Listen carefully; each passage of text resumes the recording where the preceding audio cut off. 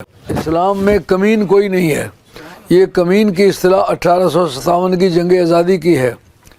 چونکہ انگریز کے خلاف جنگ لڑی گئی تھی تو جنگ لڑنے والوں میں کسی لینڈ لارڈ نے حصہ نہیں لیا تھا، کیونکہ انگریز نے یہ بتا دیا تھا کہ جو آدمی حصہ لے گا اس کی جائیداد ضبط کر لیں گے. ساہوکاروں نے حصہ نہیں لیا تھا کہ ان کو یہ بتایا گیا تھا کہ اگر تم نے ایسا کیا تمہارے فنڈ سیز کر لیے جائیں گے.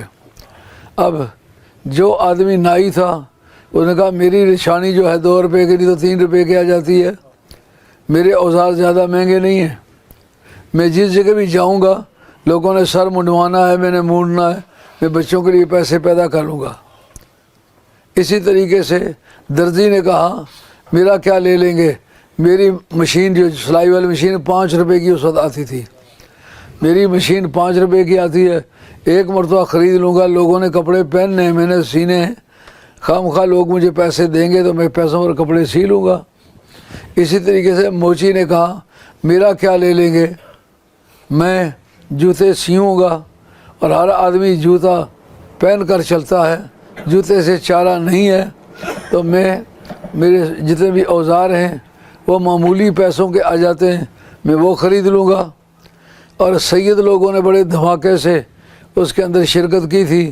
ان کا یہ خیال تھا کہ یہ جتنے کلمہ پڑھنے والے ہیں یہ نذرانے دیتے رہیں گے، ہمارے بچوں کا گزارا چلتا رہے گا. لیکن آج سرکار کی عزت و ناموس کا معاملہ ہے، ہم پیچھے نہیں ہٹیں گے.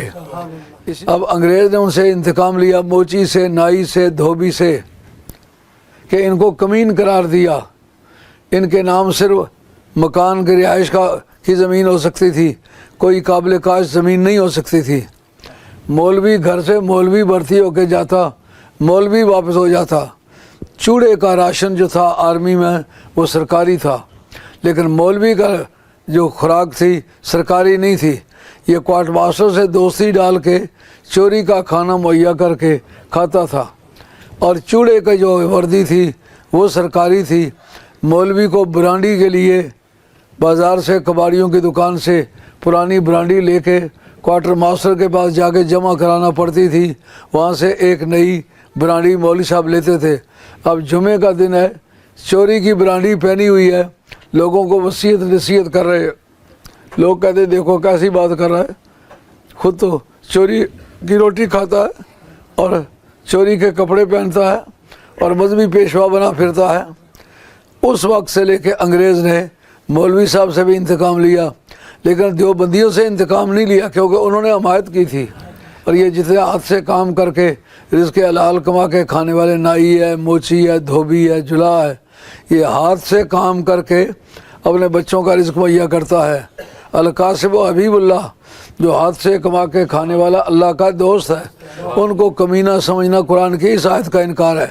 انما العزت للہ ولرسولہ وللمؤمنین، عزت والا اللہ ہے، اس کا رسول ہے، اور جتنے کلمہ پڑھنے والے ہیں یہ سارے عزت والے ہیں.